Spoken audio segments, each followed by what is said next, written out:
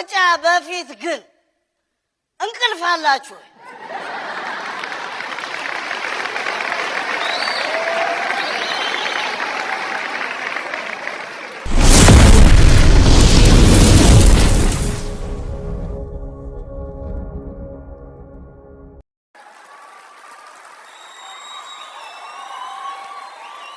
በጣም እኮ ኃይለኛ ኮከብ ሰነፍ የሆነ ባል እኮ ስራ አይወድም። ከስንፍናው የተነሳ ሚስቱ ግዛ ስትለው ዛሬ ነገ እያለ ቆየ። እራሱ ሚስቱ ሄዳ ገዝታ መጣችና እሺ በል ግጠም አለችው። ለሁለት ሳምንት የተበላሸ አምፖላቸውን አምፖሉን ይዞ ሄደና አልደርስበትም እንኮኮ አርግኝ አላት ሚስቱ። እሺ ብላ እንኮኮ አረገችው። ማቀፊያ ውስጥ አምፖሉን ከተተና ከስንፍናው የተነሳ ምን ቢላ ጥሩ ነው? ውዴ ተሽከርከሪ ላጥብቀው።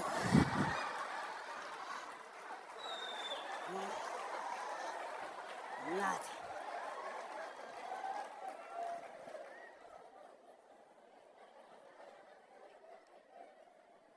እዚህም ሰፈር እኮ እንዲህ እኮ ነው የሆነው። ገዝተን አምጥተን እሽኮኮ አድርገን ተሽከርክረን እኮ ነው ማጥለቂያ ያቃታችን።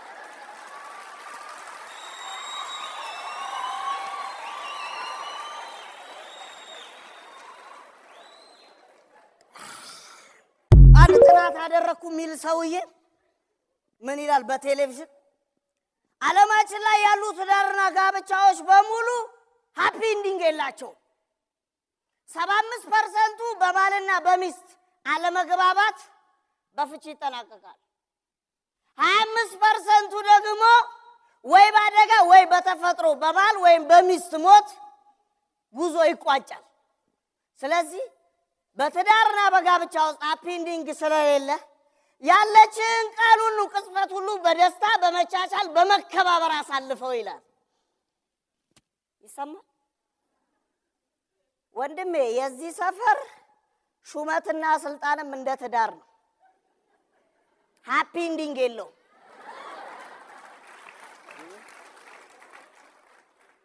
እንደ ጋብቻ ንብረት ክፍፍል ምናምን የሚደርስ የለም። ደም እንባ ቂም ነው ተቆጣጥራ የምትከፋፈል። የጋራ አንድነቶች አሉ ወይም ነበሩ፣ በጋራ ጣራ ሆነው የሚያስጠልሉ። በዚሁ ልክ የጋራ ልዩነቶች አሉ። ልዩነት ማለት ግን ተቃርኖ ማለት አይደለም። አንድነት ማለት ግን መጨፍለቅ አይደለም። እንዴት መሰለ? የጋራ ቤቱን የተለያዩ ቅርጽ፣ ቁመት፣ ውፍረት ያላቸው ማገሮች ነው የሚያቆሙት። እነዚህ ማገሮች የተለያየ ቢሆኑም የጋራ ቤት ለመስራት አብረው መተሳሰር አለባቸው። ይሄ የሚሆነው ግን ልዩነቶቻቸውን አክብረው ሲተማመኑና በጋራ ሲቆሙ ነው። አንድነት ከየትም የሚመጣ አይደለም። የጋራ ልዩነት ላይ አዋተህ የምትሰራው ይሄ ቤት የሚቆመው እንዴት መሰለ? ሁሉም ተከባብሮ እንጂ እኔ ከወይራ ነኝ እኔ ከባህር ዛፍ ነኝ ብለው መለያየት ከጀመሩ ማገሮቹ ቤቱን አይደለም የጋራ ልዩነታቸው ላይ መጽናት አይችሉም።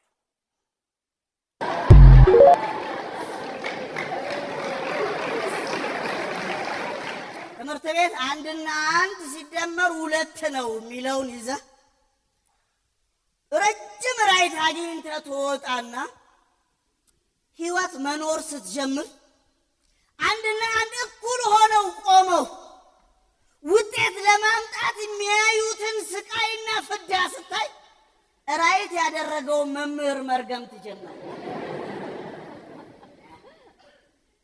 ፍርድ ቤት ችሎት ላይ ቆመ እኩል ናቸው የተባሉ 2 አንዶች አንደኛው በአንደኛው ላይ ሲገዝፍ ስታየው፣ ቀበሌ በለው መስሪያ ቤት በለው የትኛውም ተቋም ትንሹን አንድ ትልቁ ሲደፈጥጠው ስታይ፣ በየገበያው ላይ ሄደ ጉልበታሙ አንድ አቅመ ደካማውን አንድ ሲሸምተውና ሲሸቅጠው ስታይ ምን ነው ያንን ጥያቄ ባልመለስኩት ያስብላል።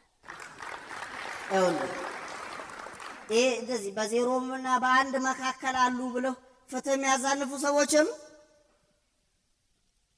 እነሱ የት እንደተማሩ ታውቃለህ? አንድ ሲደመር አንድ ሁሉ ጊዜ ሁለት ነው። የዜሮና አንድ ህጉን እንደ ፈጣሪ ቃል ተቀበለ አክብረን ኑር የሚሉትን ሰዎች ትምህርት ቤታቸውን አሳያል። ትምህርት ቤቱ የግቢው አጥር ላይ ስዕል ሳለ፣ ትልቅ ስዕል ሳለና የቀጨኔ ስዕል ሳለና ከስር በእንግሊዘኛ ራት ብሎ ወላጆችና ሰዎች ኧረ እባካችሁና ሰዎች ትምህርት ቤት እኮ ይሄ ጅራፍ ነው የሚባለው ቀጭኔ ራት አይጥ ነው አሏቸው። በቃ ግዴል እናስተካክላለን አሉና የቀጭኔዋን ምስል አጥፍተው አይጥ ሳሉ። ኧረ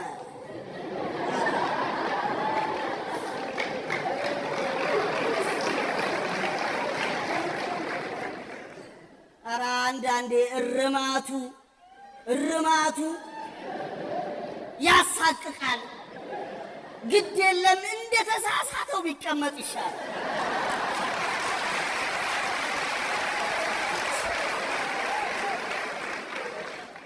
እኮ እንጀራው አፍለኛ ነው ሲባል ምጣድ ሰብሮ ከመቀየር እኮ አይተናነስም።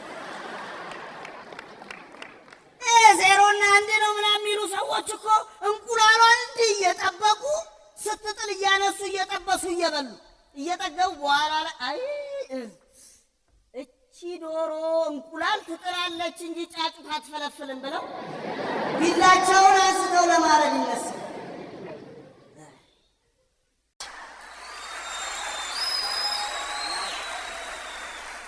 እዚህ ሰፈር ሰው ችግር ምን መሰል? ስለ እጽዋቱ ማወቅ ትፈልጋለህ? በጫካው ላይ ጥናት ያደረገው ሰውዬ ጋር ሂድ። ነገር ግን ጫካውን በጎብኘት ከፈለግ በጫካ ውስጥ ያለውን ነዋሪ ጠይቅ። የት መሄድ እንዳለብህ የት መሄድ እንደሌለብህ ይነግራል። የዚህ ሰፈር ችግር ስለ ምጥ ጭንቀት የሚጠይቀው ከወላጇ ይቅር አዋላጇል። ወንድሜ ጠጅ አሰራሩ ነው ማወቅ የፈለግ ፕሮሰሱ ማማለጣይሽን ጠይቅ። አይ ምለው የድሮ በቴሌቪዥን የሚታዩት አስታወሳችኋቸው? አንዳንድ የከተማው ነዋሪዎች የሚባሉት የት ጠፍተው ባለፈው አሁን በዚህ በቅርቡ አንዳንድ የከተማዋ ነዋሪዎች የሚባሉትን አይቻቸው በቴሌቪዥን። እውነቴ ነው አዘንኩ። ከፍተኛ የሆነ የምልመላና የመረጣ ችግር እንዳለ ያስታውቃል። ወይ ደግሞ በቂ የመዘጋጃ ጊዜ አልሰጧቸው። የድሮዎቹ አንዳንድ የከተማ ነዋሪዎች እኮ በምርጥ የትወና ዘርፍ ሁሉ መወዳደር ይችሉ ነበሩ። አረ ከማማለጣሽ ጋር ቁጭ ብለን እያየን በዜና ነው ስለ ኑሮ ውድነቱና ስለ ገበያ ሁኔታ አንዳንድ የከተማዋ ነዋሪዎች ገለጹ ተብሎ ቀረበ። አንዱ ምን ሆነ? ገዢና ሸማች ያለውን ቅሬታ ውድነቱን ገለጸና መሀል ላይ ራሱ ሰውዬ ሻጭና ነጋዴ ተብሎ ቀረበ። ስላለው የአቅርቦት እጥረት እና የትራንስፖርት ችግር ገለጽ። እሺ ይሁን ብለን ስንጠብቅ መጨረሻ ላይ የገበያና የንግድ ዘርፍ ኦፊሰር በሚል ቢሮ ቁጭ ብሎ ማብራሪያ ኤን ማማለጣይሽ አይተው ነው አቶ ደስታ አስበላሽ። ድህነት እኮ ክፉ ነው። ሁላችንንም አመሳሰለን እኮ እንደ መንታ ልጅ አንድ አይነት አረገን እኮ አሉ። ያው እኔም መለስኩላቸው። አይ ማማለጣይሽ አንድ አይነት ሆኖ አይደለም የከተማው ሰው ከተማው የአንድ ሰው ሆኖ ነው አሉ።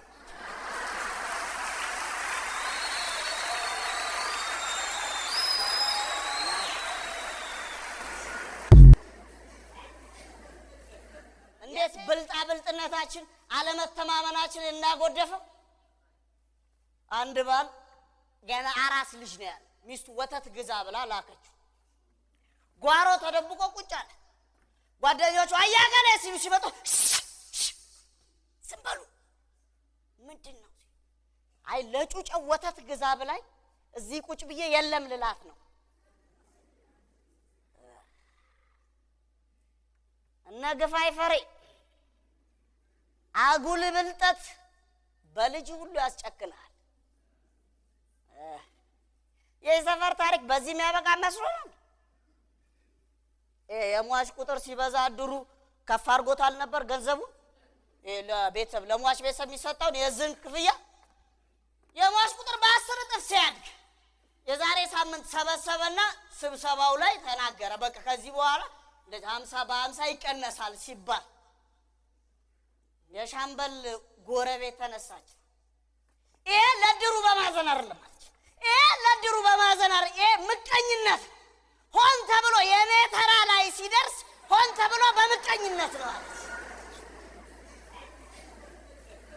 የሴትዮዋ ባል እኮ ታሞ አልጋ ከያዘ ገና 2 ሳምንት ይሙት ይዳን ቁርጡ አልታወቀም። ብልጣ ብልጥነት ከድህነት ጋር ሲደመር ቆሻሻ ነው። አየህ፣ ለዛ ነው እምነታችንን ያራከሰው።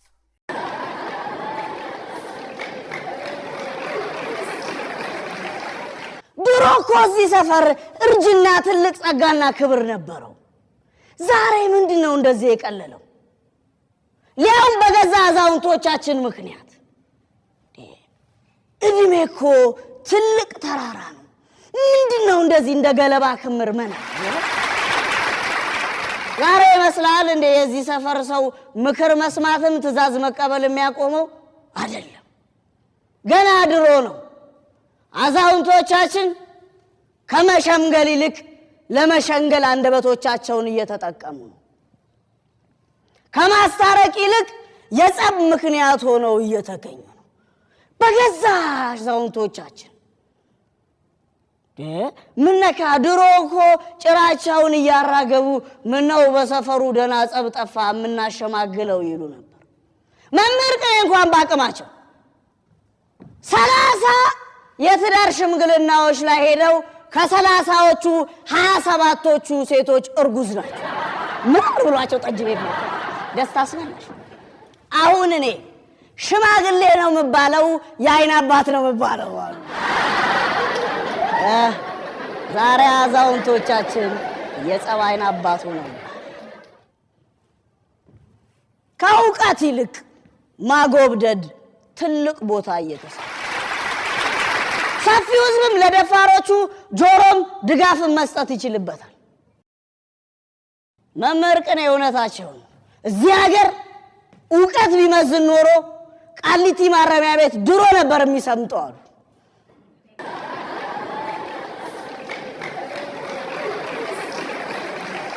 ተንበልስ ያለፍታች ወደማርሰይ ለጋይታ ተማተል ወርሳላነግ ኑስ ተማተል ዋጦ ካይጎት ሳሜ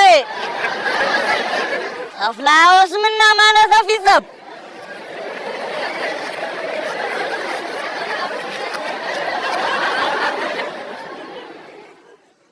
አጥልፍ ሳይንዶ አቶሽ ድፍተማና አይ አሽ ድፍተውሽ ታክለማብ ሙላሲፍሶ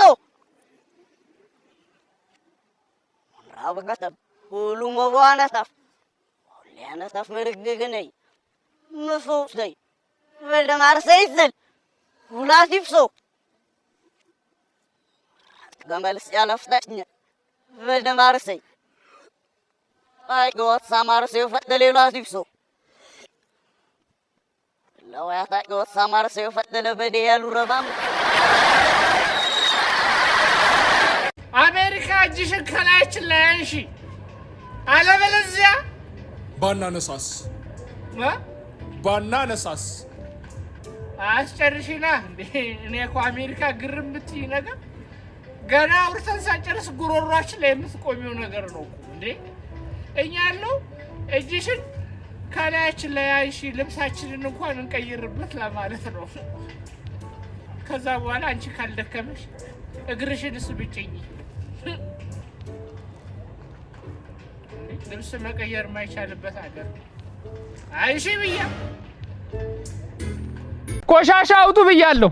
ነገር እንዳፈልጉኝ ዛሬ ቆሻሻ አውጡ። እሺ ይቅርታ፣ ቆሻሻው እንደ የበዛው ቤታችን ለቅሶ ስለነበረ ነው። ውይ በጣም አዝናለሁ። የቅርብ ሰው ነው? የውሻችን ሶስተኛ ልጅ ሞተች። ወይ የኔ እናት ምን አገኛት በልጅነቷ? ወይ ለኔ አርገው እና በረታችሁ? ምንም አንልም። ዋናው የውሾቹ እናት መኖሯ ነው። እሷም እርጉዝ ናት። እውነት አርግዛለች? ጎበዝ እናት ነች። በወጣ አይተካ ላይ ጎበዝ ነች ማለት ነው። በቃ ማዳበሪያውን አስቀምጥልኝ እሺ? እሺ እኔ እናት። አሁን ጥሎት ሄደ እንዴ? ቆሻሻው እኔ ነኝ ቆሻሻው። የውሻችንን ነፍስ ይማር። እድራችን ውስጥ ምንድነው የተፈጠረው? ከፍተኛ የህልውና ስጋት ውስጥ ገብተናል። በዚህ ወር ብቻ 7 የእድራችን አባሎች ነው ያረፉት። በዚህ ምክንያት ካዝናችን ክፉኛ ተመናምኗል። ነገርየውን ደግሞ አስከፊ የሚያደርገው አሁንም 5 የእድራችን አባሎች ኮማ ውስጥ ናቸው። ምንድነው የወረደብን? ካዝናችን በዚህ በመናመን ውስጥ ከቀጠለ ከዚህ በኋላ ለቅሶ ላይ ንፍሮ የምናዘግነው በክፍያ እንደሆነ እንድታውቁ ነው ዋናው ነገር። በዚህ አጣብቂኝ ውስጥ እያለን እድራችሁንና 5 ኮማ ውስጥ ያሉትን ታማሚዎቻችሁን ጨምሮ ልግዛችሁ ልጠቅለላችሁ ያለ ባለሀብት መጥቷል። ምንድነው የምትሉት? እንሽጣውና ይታከሙ ወይስ እያየናቸው ይሞቱ? ቮት አድርጉ፣ ወስኑ። ለኔ ችግር የለው። የባለቤቴ የሴቶች ድር አለ። ድር ላርጋ ታስቀብረኛለች ካልቀደምኳት ማለቴ ነው። ሰሞኑን ልክ አይደለችም፣ ታማለች። ለኔ ችግር የለው። ወስኑ። ይሸጥ ወይስ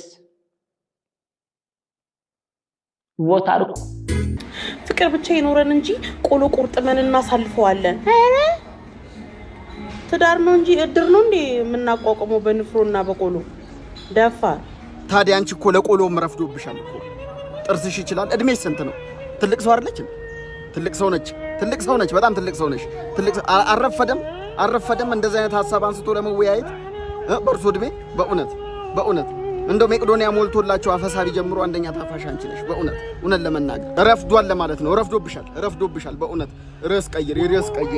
አልሄደም ከርሶ ጋር አልሄደም። በእውነት አልሄደም ከርሶ ጋር። ትልቅ ሰው ነው። ለመውለድ ለመክበድ ያሉት አመት ግፋ ቢል 3-4 ነው።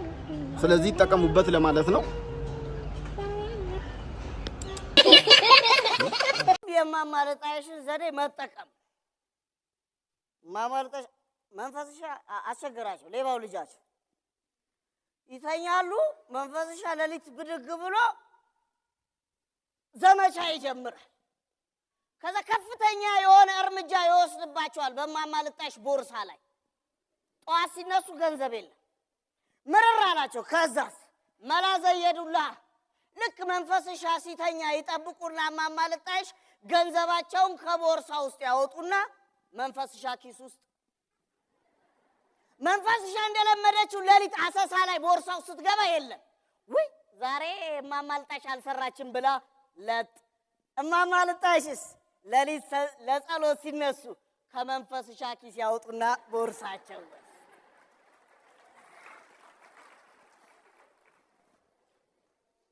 አንተ ጋር ያለ ንብረትና ነገር ሁሉ ዋስትና የለውም ማለት እነሱ ጋር አስቀምጠው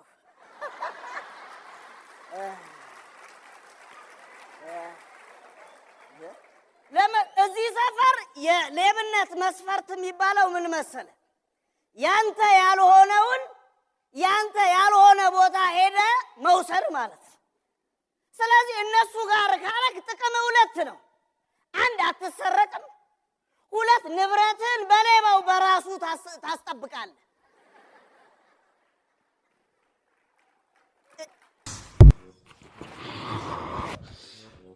ሰላም ነው አለን።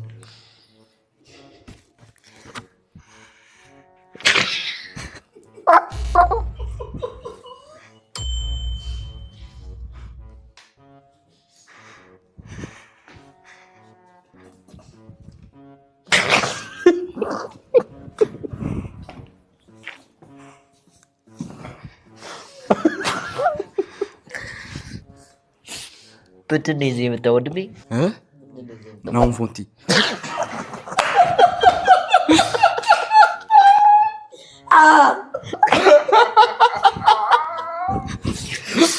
ለማረጋገጥ ይሳለና አረ ቢስሚላህ ተመቻችሁ አሁን እኮ እስቲ ማስ ያኛው ይሻላል አርሎ ይሻላል ነው የሚሻል አረ ማለሰ ስምሽ ማለት ዘካሪያ ከየት ነው ከሾላ እንዴት ይሄድ ያመጣልኝ እንዴት መጣልኝ አርናቂ ፍንጭቱ ምን ሪአክሽኑን እኮ ይችላል ፈሱ ነው ይቀር በቀጣይ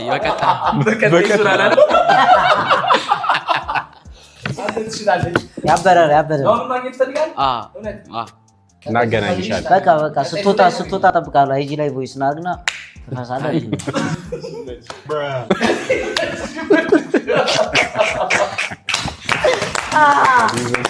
አረ